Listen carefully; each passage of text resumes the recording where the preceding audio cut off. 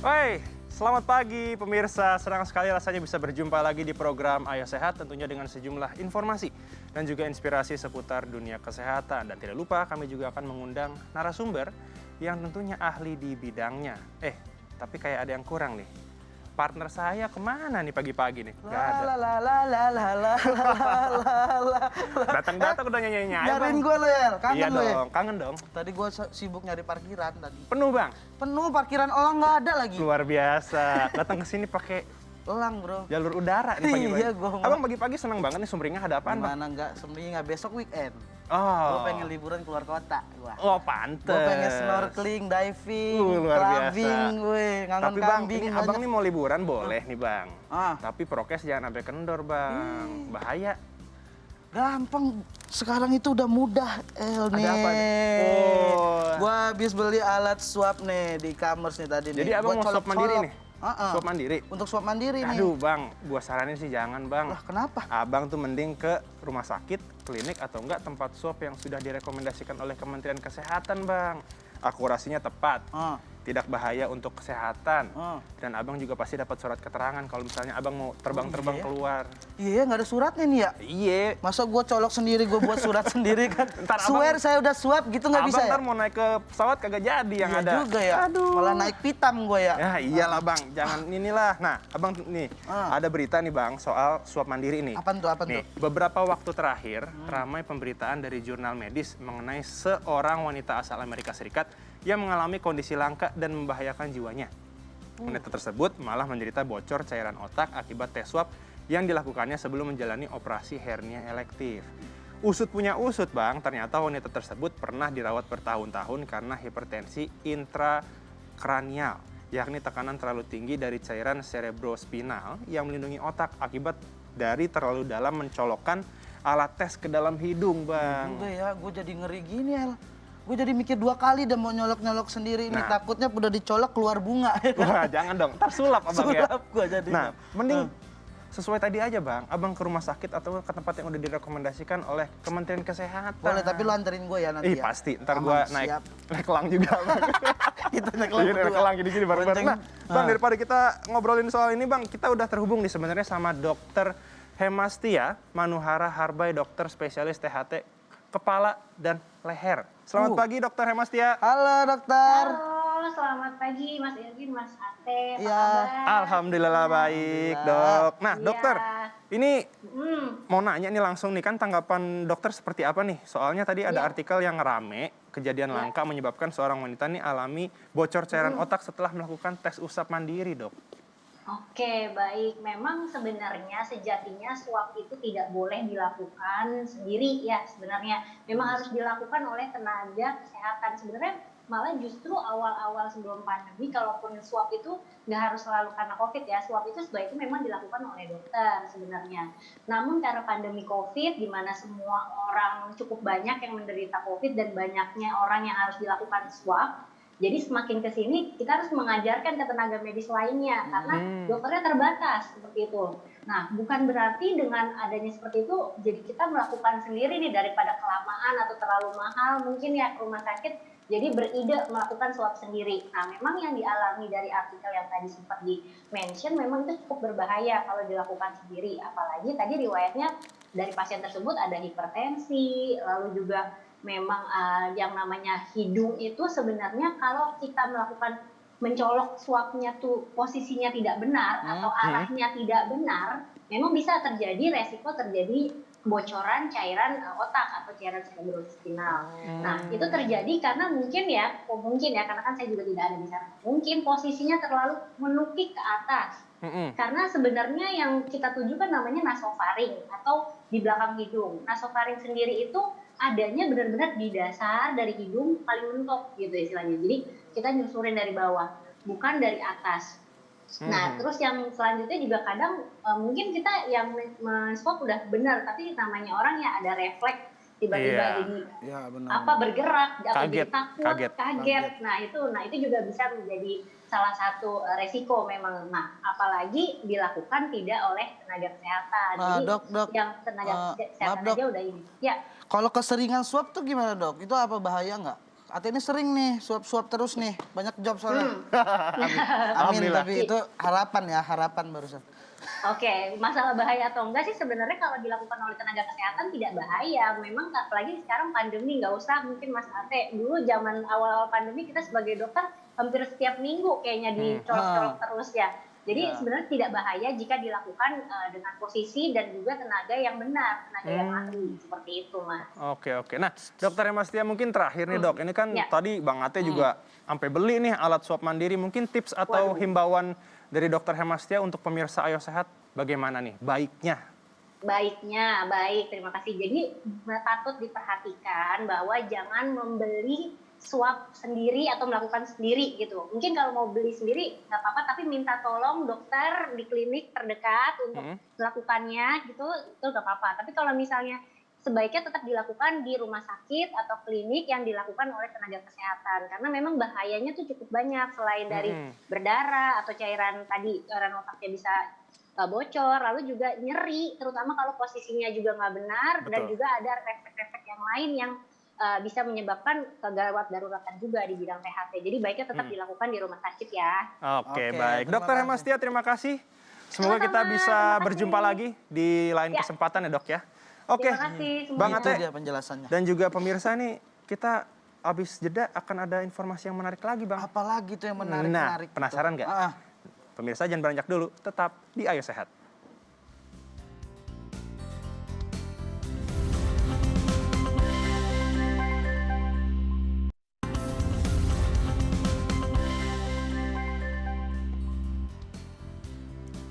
Selamat datang kembali tentunya di rumah program Ayo Sehat masih bersama dengan Bang Ate. Iya, itu. Dan juga di tengah-tengah kita nih Bang Ate nih ada Dokter Nurul Rahmawati.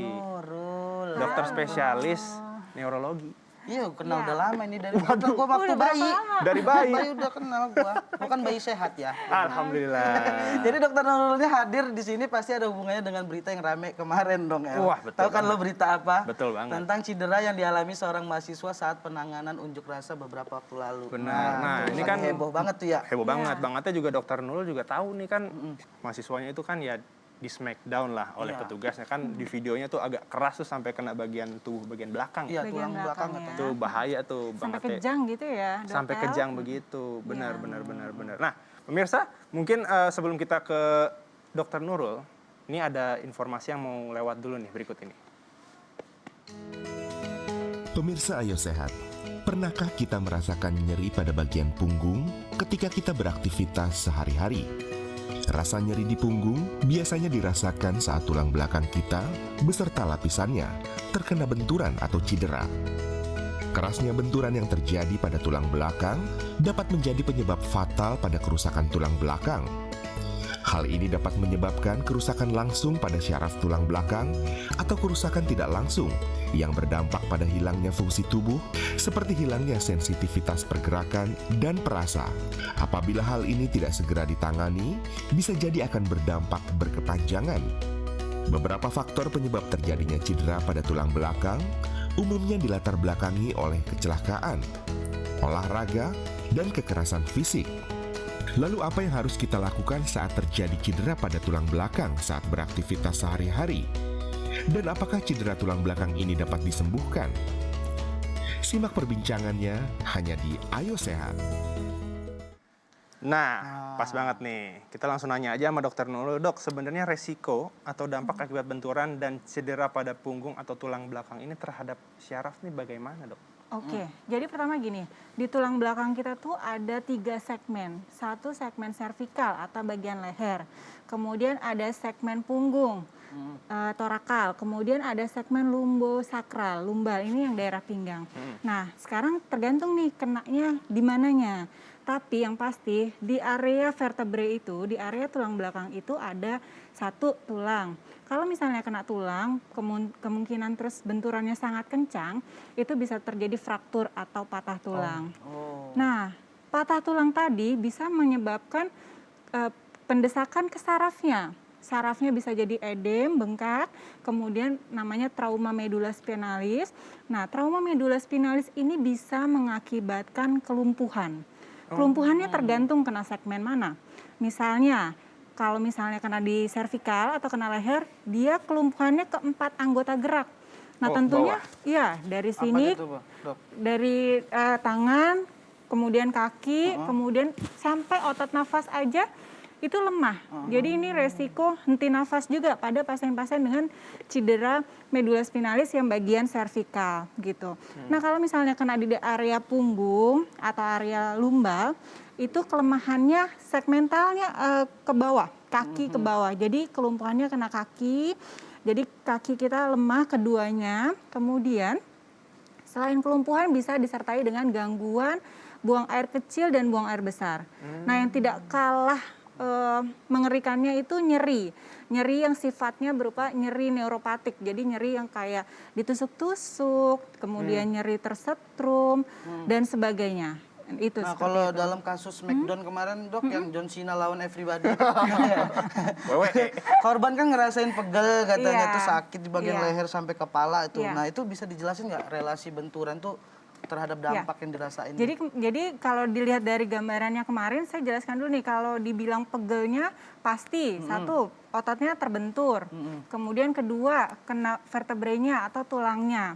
Nah tapi kalau kita lihat setelah kejadian, pasien ternyata masih bisa bergerak gitu ya. Artinya alhamdulillahnya saat itu tidak ada kelemahan, tidak ada kelumpuhan. Artinya kemungkinan sarafnya masih baik-baik aja. Namun kalau kita lihat kembali saat kejadian disertai dengan kejang. Ya, saat kejadian itu ada kejang, artinya di situ ada edema pada otaknya. Jadi otaknya terkena benturan keras, kemudian dia bengkak. Nah ini kalau beberapa kejadian yang terkena kepala itu bisa beberapa nih. Yang pertama, satu misalnya bisa terjadi perdarahan, bisa bersifat vokal ataupun diffuse. Vokal itu artinya sebagian, misalnya ada perdarahan, subdural, epidural. Berarti ini bicara jangka panjang, Dok? Ini saat kejadian. Oh, saat kejadian. Iya, kemudian intracranial hemorrhage gitu. Nah tapi ada juga yang bersifat diffuse. Misalnya diffuse itu artinya seluruh otaknya itu kena semua. Ini biasanya itu tadi concussion, bengkak pada otaknya gitu. Nah itu tadi nanti tergantung nih kenanya bagian mana, karena otak kita satu fungsinya bisa motorik, jadi dia bisa menyebabkan kelumpuhan juga. Sensorik, dia bisa menyebabkan rasa kelainan pada sensoriknya, artinya pasien misalnya tidak bisa merasakan panas atau tidak bisa merasakan dingin, baal jadinya ya. atau pasien merasakan baal, tidak bisa kebas. merasakan cinta. Wah, Siapa itu tahu. benturannya berarti pada hati. Benturannya ya. sama ini mantannya jadi kan. Oke. Terus kemudian misalnya kena bagian memori, maka memori kita juga terganggu. Atau kena fungsi bahasa, itu bisa mengakibatkan gangguan bahasa. bicara Jadi juga. tergantung nih kenanya bagian mana pada otak tersebut. Nah, tapi gitu. Dokter Nurul ini kan kalau bicara mengenai pemeriksaan dan tindakan medis saat pasca benturan ini bagaimana, Dok? Yang pertama tentunya harus langsung diperiksakan ke dokter. Karena pada pemeriksaan dokter itu nanti akan dianamnesa ulang tuh keluhannya apa aja, ada kejang apa enggak, kemudian ada gangguan memori atau tidak, atau ada gangguan kesadaran atau tidak. Kemudian yang kedua adalah pemeriksaan fisiknya. Kita harus periksa cross check apakah ada kelemahan atau tidak. Nah, jika dibutuhkan, kalau untuk kepala kita bisa melakukan, yang pertama kali kita bisa lakukan CT scan. Ya. CT scan. CT scan kepala untuk menilai apakah ada fraktur atau retak pada tulang tengkoraknya, atau memang ada perdarahan pada otaknya, atau hanya biasanya kalau bengkak sih tidak kelihatan sih di CT scan gitu. Paling bisa dilihat dengan MRI. Paling tidak kita mengeksklusi dulu, menyingkirkan dulu adanya perdarahan. Karena tentunya setiap diagnosis tindakannya akan berbeda. Gitu. Betul. Kalau untuk proses penyembuhannya, Dok, ada terapi kah atau obat-obatan khusus atau olahraga fisik gitu-gitu? Oke. Kalau untuk penyembuhannya, pertama balik lagi nih yang mana dulu? Kepala atau yang punggung dulu? Mungkin semuanya. apapun yang terkena. Misalnya ada perdarahan pada otaknya. Kalau misalnya perdarahannya luas, artinya butuh evakuasi perdarahannya. Itu butuh operasi, misalnya seperti itu. Tapi kalau misalnya bengkak aja cukup obat-obatan yang masuk lewat infus, misalnya seperti itu. Atau misalnya ada fraktur atau patah di bagian tulang vertebrenya, tulang belakangnya. Itu butuh operasi, butuh tindakan segera. Segera ya, Dok? Iya, segera. Karena kita ingin menyelamatkan si saraf itu tadi dari kerusakan yang lebih hebat di kemudian hari. Karena sulitnya saraf ini kalau udah rusak sekarang, kedepannya efeknya bisa jangka panjang, bisa jangka selamanya panjangnya akan gitu. terus terganggu ya, Dok, Makanya ya. harus benar-benar diperhatikan ya Dok El. Gitu. Benar-benar. Iya, tuh Dok, banyak ya. banget ya ilmu yang masuk. Saya nih. jadi Jadi dokter. hati-hati Iya. nih sekarang. Bawa motor pelan-pelan sekarang. Emang, Ya. apalagi ya kalau bisa anak-anak kan suka tuh kalau nonton Smackdown ya, jangan lah. Smackdown banting-banting. Iya. Nah, oke, Dokter Nurul, terima kasih Iya, untuk sama-sama. informasinya. Semoga Mudah-mudahan ini bermanfaat ya. untuk pemirsa Ayo Sehat. Semoga kita bisa berjumpa lagi di Siap, lain kesempatan, siap. Dokter Nurul. Nah, Siap, pemirsa, makasih. penasaran seperti apa setelah jeda nih akan ada narasumber lagi Bang Ate, satu lagi Bang. Ada lagi. Iya. Siap. Nah, pemirsa jangan beranjak dulu, tetap di Ayo Sehat.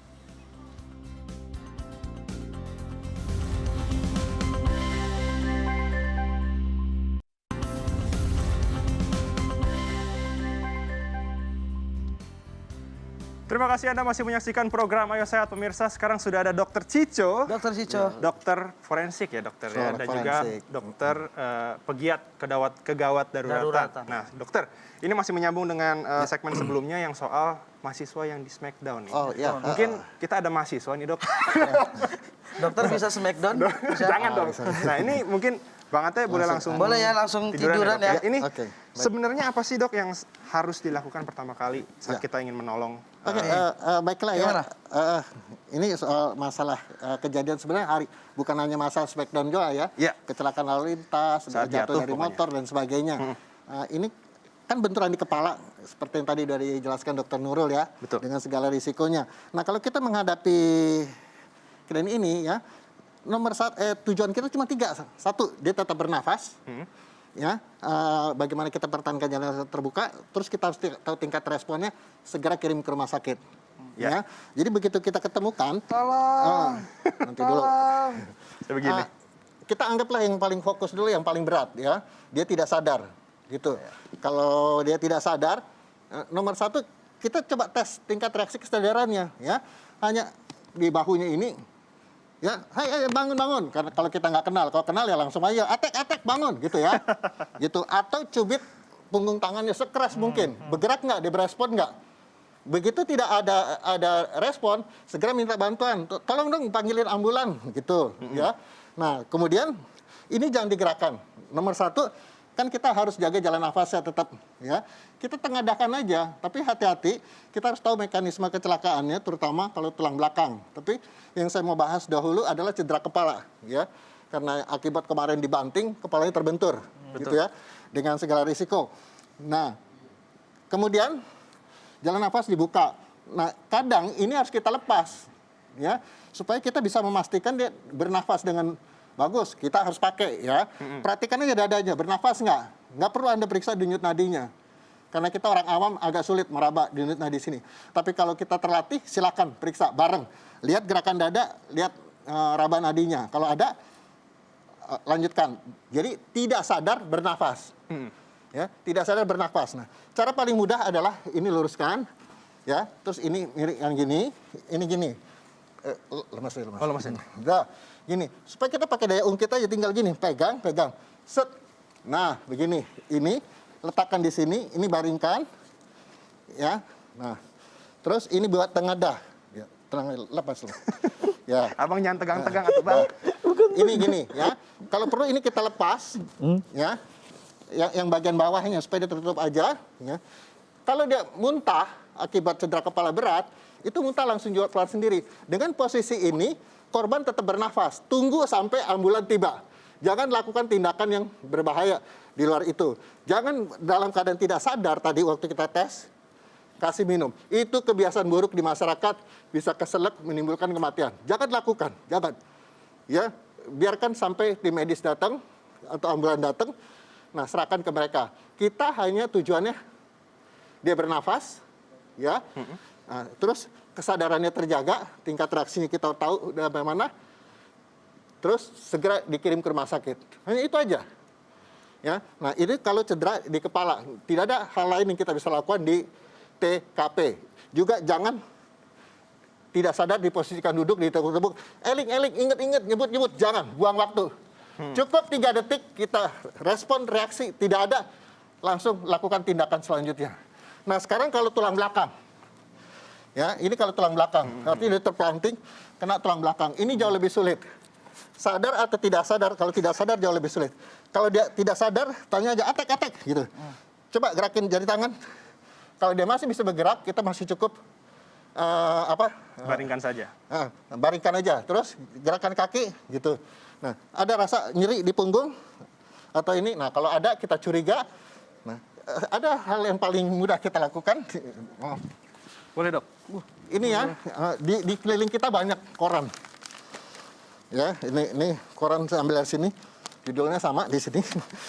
Ya, Kompas. Kompas. Nah, kita bentuk lipat 3. Ya, jadi lebarnya begini. Nah, selebar ini, ya, lipat 3 itu udah ukuran orang dewasa rata-rata. Ya, kita bikin kayak limas. Oh. Gini ya. Nah, di lapangan banyak penggiat terbuka itu selalu bawa shell. Saya selalu bawa, di mobil saya ada. Nah, ini kita gulung. Ya.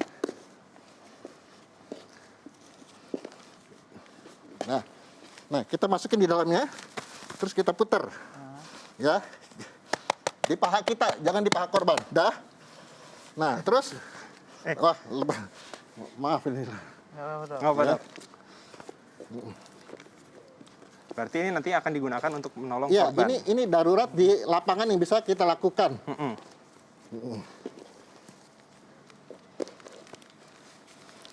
Nah, bentuknya jadi kayak begini.